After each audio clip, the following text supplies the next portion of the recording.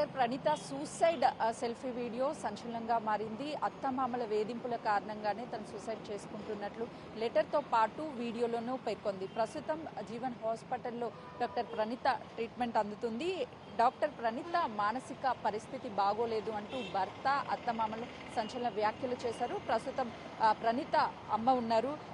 ఎందుకు అసలుకి ప్రణీత మానసిక ఆరోగ్య పరిస్థితి బాగోలేదు అనే ఆరోపణలు ఎందుకు చేస్తున్నారు? మేడం వాళ్ళు ఇప్పుడు మా అమ్మాయి ఇట్లా హాస్పిటల్లో ఉంది మేడం. అదే బాధలో మేమున్నాము. మా పైన అనేకమైన ఆరోపణలు స్వరూప, సికిందర్ రెడ్డి, వెంకటరెడ్డి చేయడం ఎంతవరకు న్యాయం మేడం? ఆ అమ్మాయి గురించి మేము బాధలో ఉన్నప్పుడు మా ఆస్తుల గురించి వాళ్ళకి ఎందుకు మేడం? ఒకసారి రమ్మను, ఇంటికి వస్తే మా ఆస్తులు ఏంటో చెప్తాము. మేము అక్రమంగా సంపాదించిన ఏం కావు, అన్ని క్లియర్గా ఉన్నాయి. మేము ఎక్కడో దౌర్జన్యాలు చేయలేము. మేము వాళ్ళ గురించి చెప్పాలి మేడం. ఎందుకంటే చెప్పలేమనుకో మేమేమో తప్పులు చేసినాము అని అంటారు. ఎందుకంటే ఇవన్నీ ఎక్కడికి వెళ్ళి వచ్చినాయని ఆయన క్వశ్చన్ చేసిండ్రు. దానికి ఆన్సర్ చేయకుంటే మీరు కూడా నమ్ముతారు కదా మేడం. అందుకోసం సికిందర్ రెడ్డి వాళ్ళ ఫాదరు మామూలు ఒక రైతు కదా మేడం. ఊళ్ళో 30 ఎకరాల పొలం ఎలా సంపాదించాడు, 3 floors బిల్డింగ్ అని చెప్పాడు కదా మేడం. అది ఎలా కట్టించారు? స్వరూప వాళ్ళ మదర్ చెప్పింది కదా మేడం, నువ్వు ఉన్నతమైన చదువు చదివించిన నా 3 పిల్లలకు అన్నది. అవన్నీ ఎలా అయినాయి? గ్రాండ్గా మ్యారేజ్ చేసిన అన్నది. అవన్నీ ఎలా చేసింది మేడం? ఎట్లా చేసింది?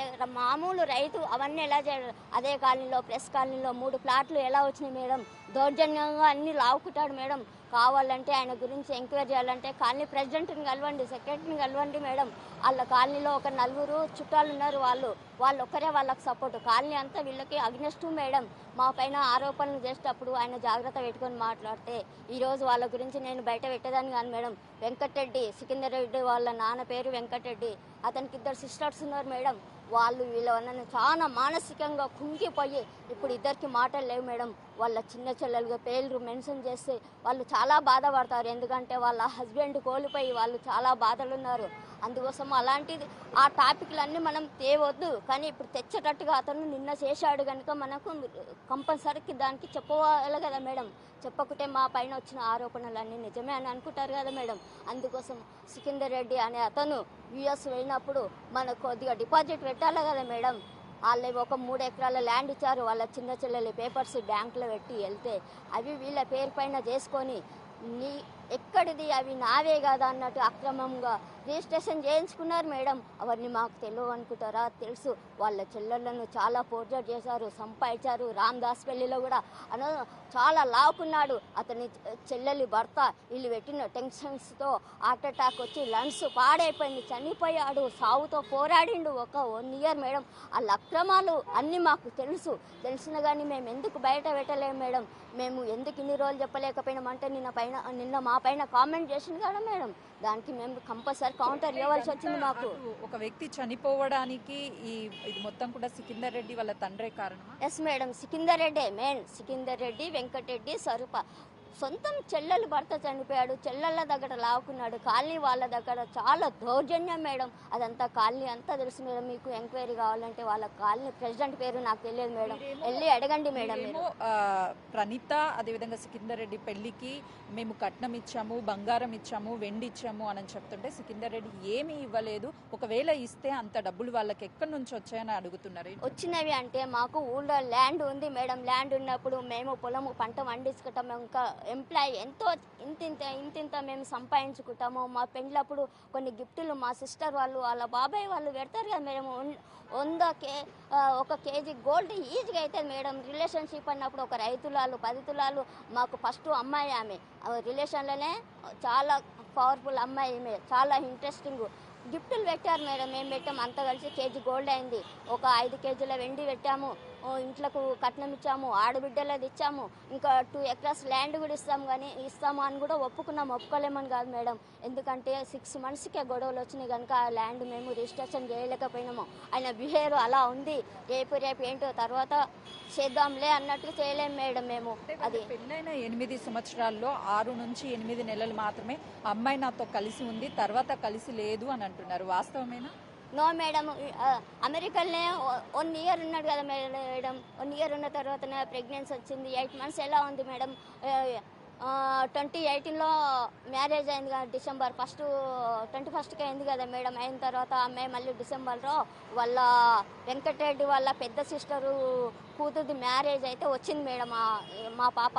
అప్పటికి 2 months ప్రెగ్నెన్సీ అక్కడికి వచ్చింది. ఇక్కడ వచ్చిన తర్వాత డాక్టర్కు చూస్తే ప్రెగ్నెన్సీ కన్ఫామ్ అని చెప్పారు మేడం.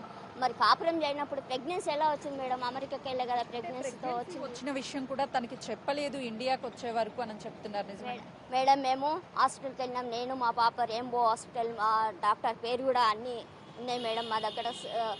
వచ్చిన తర్వాత కన్ఫర్మ్ అయిన తర్వాత ఫస్ట్ వాళ్ళ మమ్మీకే ఫోన్ చేశాము. వాళ్ళ మమ్మీకి ఫోన్ చేసి ఆయన అమెరికాలో ఉండే కాన్ఫరెన్స్లో తీసుకొని మాట్లాడింది మేడం. వాళ్ళకు చెప్పిన తర్వాతనే అందరికీ చెప్పాము, మా రిలేషన్లో కూడా. సోయాన పాపనే ఫోన్ చేసి చెప్పింది మేడం. ఎందుకు తెలియదు వాళ్ళకు? అన్ని ఇలాంటి అసత్యాలు చేద్దాము, పాపను బ్లేమ్ చేద్దాము అన్నట్టుగా ఇలా చేస్తున్నారు మేడం. పాప సావు బతుకుల మధ్యలో ఉంటాయి. ఇలాంటి ఆరోపణలు ఎంతవరకు సాధ్యం మేడం? మీరే చెప్పండి. చేయాలా? మీ పాపనే సికిందర్ రెడ్డితో ఉండను అని చెప్పి డివోర్స్ కూడా ఫస్ట్ మీ పాపే పంపించింది అని చెప్తున్నారు. ఎంతవరకు? నో మేడం, అన్ని అబద్ధాలు. కోర్టులో మీరు తెలుసండి, డైవర్స్ కావాలని ఎవరేసారు? డైవర్స్ కావాలని అతను వేసాడు. ఏమేమి వేసింది? ఆస్తి కోసం అయితే డైవర్స్ వద్దు, నాకు నా భర్తే కావాలని ఎందుకు వేసేది మేడం? అంటే దీన్ని బట్టి మాకేం అర్థమవుతుందంటే ఇతనికి వేరే అమ్మాయిలతో ఇంకా అనొద్దు కానీ అనవలసి వచ్చింది మేడం. ఎందుకంటే మీరు ఆ టాపిక్ తెచ్చారు కానీ అలాంటి అలవాట్లు ఉన్నందువల్లనే నా బిడ్డను దూరం పెట్టాలని అదనపు కట్నం కోసం వేధించి ఇంత చిత్రహింసలకు చేసిరు మేడం. వాళ్ళ చెల్లెళ్ళు ఏమో మంచిగా ఉండాలి, ఈ అమ్మాయి మిగిలిన వాళ్ళ చెల్లెళ్ళు కూడా జాబ్ చేస్తున్నారు మేడం. ఝాన్సీ అనే అమ్మాయి వాళ్ళ ఇంట్లోనే ఉంటుంది. వాళ్ళ పెద్ద చెల్లెలు, అతని భర్త పేరు సౌసిర్ రెడ్డి, మహబూబ్నగర్లో ఏడీ ఆయన కరెంట్ డిపార్ట్మెంట్లో. అన్న చిన్న చెల్లెలు యుఎస్లో ఉంటుంది మేడం. ఇంకా వీళ్ళందరూ చాలా చిత్రహింసలు పెట్టారు. అత్త మామ భర్త ఏ ఆడపిల్లైనా తట్టుకుంటుందా మేడం? ఈ చిత్రహింసలు పెడితే తట్టుకోలేక కూడా ఉన్నది మేడం.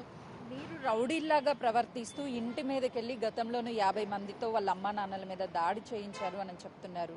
నో మేడం, అది అబద్ధము. మా ఫ్యామిలీ మెంబర్స్ ఎలా అంటే ఇక్కడ చుట్టుపక్కలనే 100-150 మెంబర్స్ వరకు ఉంటాం మేడం. ఓన్లీ మా ఫ్యామిలీ మెంబర్స్ 15 మెంబర్స్ వరకు అయ్యాము. ఎందుకు పోవాల్సి వచ్చిందంటే ఫోన్లు వేస్తే లిఫ్ట్ చేయలేడు, మాట్లాడదాము డైవర్స్ నోటి ఏదో ఒకటి, ఎన్ని రోజులు ఇట్లా డిస్టర్బెన్స్గా ఉంటారు అని అంటే వాళ్ళు టైం ఇవ్వలేరు మేడం. ఈ ఒకటే మేమే ఇంటికి పోయి మాట్లాడదాము అన్నట్టుగా పాపను తీసుకొని వెళ్ళాం మేడం.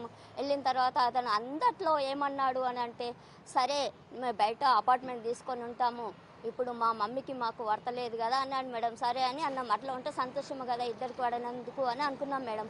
అన్న తర్వాత ఒప్పుకున్న తర్వాత బయటకు వచ్చింది మేడం. మళ్ళీ ఒక 1 weekకే డైవర్స్ నోటీస్ పంపించింది మేడం, అందట్లో ఒప్పుకొని.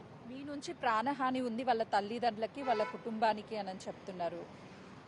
వాళ్ళే ఒక రౌడీజం మేడం. వాళ్ళకేముంది, మాకుందని మేము భయపడుతున్నాం. మా పాపకు ఉందని మాకు 3 monthsకి వెళ్ళి తెలిసింది. ఇప్పుడు చిన్న పాపకు కూడా మాకు ఎలాంటి చిన్న గీత పడ్డా మాకు వెంకటరెడ్డి, స్వరూప, సికిందర్ రెడ్డి, సౌసిల్ రెడ్డి, ఝాన్సీ, సులోచన, సతీష్ రెడ్డి, మా పుష్ప వాళ్ళ మర్దలు వీళ్ళందరితో టెట్టుంది మేడం. మాకు ఎలాంటిది ఏమి జరిగినా వీళ్ళదే బాధ్యత. మీ మీడియా ద్వారా చెప్తున్నాను నేను. అప్పుడు కూడా మాకు ఎలాంటిదైనా కానీ మీరు వచ్చి ఖండించవలసిందే. అసలు వీళ్ళిద్దరి మధ్య చూస్తే పెళ్ళి 8 years అవుతుంది అని చెప్తున్నారు. లవ్ చేసి పెళ్లి చేసుకున్నారు. అసలు ఎక్కడ వీళ్ళిద్దరికి గొడవ వచ్చింది? ఎప్పుడైనా మీ పాప మీతో చెప్పిందా, అమ్మ ఇలా డిస్టర్బెన్స్ ఉంది, నేను ఉండలేకపోతున్నాను, లేదు అంటే తను నాకు వద్దు, ఇలాంటివి ఎప్పుడన్నా చెప్పారా? అలా ఆడపడుచుల వలన ఇతనికి వేరే బిహేవియర్స్, బయట అలవాట్లు ఉండడం వల్లనే వచ్చింది మేడం. చిత్రహింసలకు గురి చేసినని మా పాప చెప్పుకోలేక ఇంతవరకు వచ్చింది. అప్పుడే చెప్పినుంటే ఏదో ఒకటి అయిపోయేది మేడం.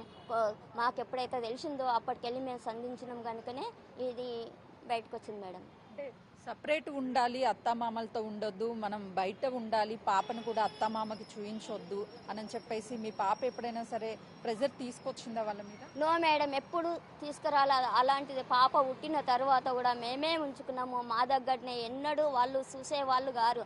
మా పాపకు 6 months అయితే మేడం పీజీ సీటు వచ్చింది. అక్కడ MBBS మహారాష్ట్రలో చేసింది కనుక అక్కడ లోకల్, మన హైదరాబాద్లో నాన్ లోకల్ మేడం. అయితే అక్కడ వచ్చింది మేడం. అక్కడ పోవాల్సి వచ్చింది. పోవాల్సి వస్తే బొంబాయికి ఫింగర్ ప్రింట్స్ కోసం వెళ్ళవలసి, ఎందుకంటే ఇవన్నీ పర్సనల్ విషయాలు బయటికి చెప్పుకోదగినవి కావు మేడం. అందుకోసం అతను ఆరోపణ చేసిండు కనుక ఇవన్నీ వెలుగుచ్చాలి. ఎందుకంటే పబ్లిక్ కూడా తెలియదా కదా మేడం, తెలియకుంటే మాది తప్పని అనుకుంటారా. 6 months పాప, 3 months పాప. అప్పుడు ఇంట్లో మా బాబుది మ్యారేజ్ ఉంది, చాలా బిజీగా ఉన్నాం మేడం. మ్యారేజ్ అయిన నెక్స్ట్ రోజే ఫింగర్ ప్రింట్స్ అవసరం ఉంది మేడం. మా ఇంట్లో ఆ రోజు ఫంక్షన్ ఉంది, డిన్నర్. మా పేరెంట్స్ కానీ మా సిస్టర్స్ కానీ ఎలా వెళ్తాం మేడం. సికిందర్ రెడ్డిని, స్వరూపను అడిగాం మేడం, ఫింగర్ ప్రింట్స్ ఉన్నాయి, ఇట్లా వెళ్ళాలి బొంబాయికి. ఈరోజే లాస్ట్ డే, 2 days టైం ఇచ్చారు మేడం వాళ్ళు, 28, 29. ఈరోజు వెళ్ళాలి, వెళ్ళకుంటే వేస్ట్ అని అన్నాం. అంటే నేను ఓను అని అత్త అన్నది. నేను అనేసి ఒక భర్త తీసుకొని పోవాలి కదా చిన్న, అది కరోనా టైము, తీసుకుపోలేడు. ఎవరు తీసుకుపోవాలి మేడం బొంబాయికి చెప్పండి. ఫ్లైట్లోనే వేరే అని చెప్పినాం, ఫ్లైట్ టికెట్ కూడా మేమే బుక్ చేసినాం.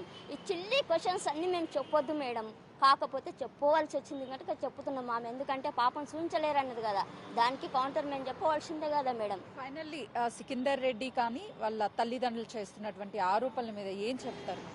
అవన్నీ అబద్ధాలు మేడం, నిజాలు కావు. అవన్నీ అబద్ధాలు. వాళ్ళు అక్రమంగా సంపాదించుకున్న ఆస్తులు, వాళ్ళకన్నీ వాళ్ళు కష్టపడ్డాయి కావు మేడం. కష్టపడితే ఇన్ని ఆస్తులు ఎక్కడికి వెళ్ళి సంపాదిస్తారు?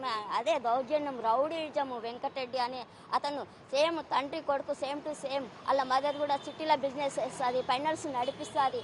ఆమె ఎవరికైతే ఏమో డబ్బులు ఇచ్చి మాట్లాడిపిస్తున్నదో అవన్నీ అబద్ధాలు మేడం. ఆ 4 ఇళ్ళు తప్ప వేరే వాళ్ళని ఎంక్వైరీ చేయండి మేడం. ఒకసారి మీరు లైవ్ తీసుకోండి మేడం, వాళ్ళ గురించి తెలుస్తుంది. ఫైనల్లీ అయితే డాక్టర్ ప్రణీత హస్బెండ్, అత్తమామ చేసినటువంటి అవన్నీ అవాస్తవాలు, ఆరోపణలు చేస్తున్నారు. కేవలము ప్రణీత హాస్పిటల్లో ఉంది, ఏదైనా జరుగుతుందేమో అన్న ఒక భయంతోనే వాళ్ళు ప్రణీత మీద తప్పుడు ప్రచారాలు చేస్తున్నారు. వాళ్ళ నుంచి మాకు ప్రాణహాని ఉంది, మాకు రక్షణ కావాలి అంటూ ప్రణీత తల్లి చెప్తున్నారు. కెమెరామెన్ సంజుతో సుజాత, జీవన్.